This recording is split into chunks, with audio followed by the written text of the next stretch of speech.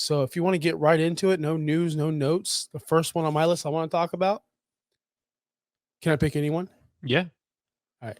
I'm going to pick Courtland Sutton from the Denver Broncos. 28 years old, wide receiver 24 on the season, at least what I saw. Rest of season rank, you see on the side right here. Justin made this beautiful graphic, 36 via Fantasy Pros. Courtland Sutton has just been so underrated this season, and no one's talking about him, and it's a shame. It really, and he could be had for cheap right now in Dynasty. Yeah. Yeah, he really can be. He's somebody that in pre-COVID times, those 2019 season, Courtland Sutton had a huge year. I remember him like breaking out, and then everybody's just kind of been reminiscing those days of Courtland Sutton in 2019. But he has come alive. Judy's a bum. Courtland Sutton is the truth in Denver, and Russell Wilson really likes him.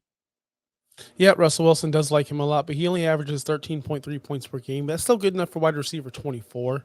Like we did say, he's got a 23.2 target share. He beats Jerry Jeudy in that factor. Jerry Jeudy has just been the massive, biggest bust of any receiver that I can think of, and here's why. People are like, Josh, Judy's not a bust. Well, he is, because he's still like good enough to be on your team, but not bad enough to cut, although I did cut him in redraft. And he's just killing you week after week. Whereas Courtland Sutton is just like, okay, I'll take the targets, I'll take the Yeah. points. He has 8 touchdowns this year, third overall for receivers. He's under contract till 2025. That's big. So what I look for when I'm buying dynasty assets is, yes, they're rental players, especially if I'm trying to buy a championship. But I also want to make sure that they're going to be there for the long term and their situation doesn't change much. Courtland Sutton fits that to a T because of that situation with, well, he will be in Denver till 2025, and they will have Russell Wilson until that time too. And you would think Sean Payton as well. So that's a positive on my end. I always want players like that. Yeah. And if you look at the rest of the schedule, I mean, you got the Texans and Chargers right before the playoffs.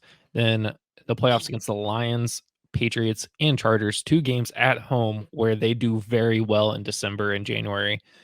I like it. Fantasy Pro says that players score about their average for these games against these opponents, all 5 of them. And he's projected, anywhere between 10 to 11 points over the next 5 weeks. So if you need just a very solid 10 to 11 pointer for your flex position, Courtland Sutton's your guy. Now, people are going to ask, well, Justin, Josh, what are we trading? Like, what are we giving up to acquire a late second wide receiver 2? Like he's 24 right now, so he's late wide receiver 2. He's on the cusp of wide receiver 3 territory.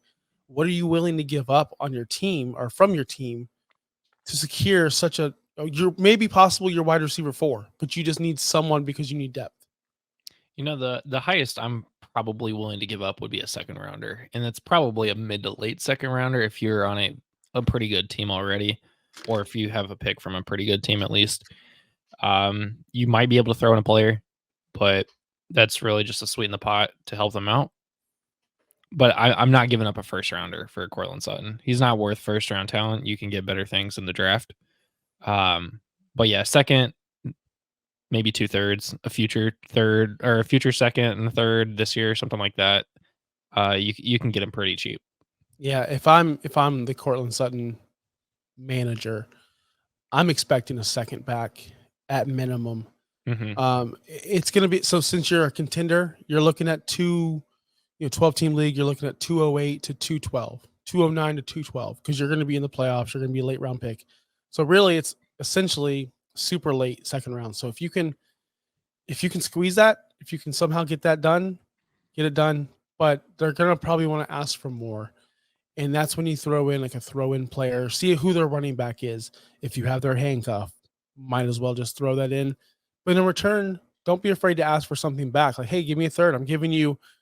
Don't give up someone like Tajay Spears but if it's someone like, if you have CMC, like, oh, I have Elijah Mitchell or Jordan Mason, I can throw them in, just to give them security. It kind of tricks them into getting extra added value when really you're just trying to make roster spots, because you're gonna have to cut someone for Sutton. Like you're gonna have to cut someone for Sutton.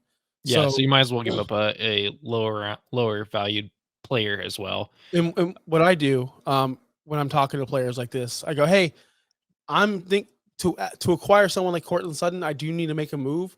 I'm thinking about cutting 4 of these players. I list out the players. I say, which one of them would you want? Because I'm cutting one of these 4 players. So would you rather me cut them, or would you rather add them to the deal so I don't have to cut them? That's what I do. It makes them feel like they have power.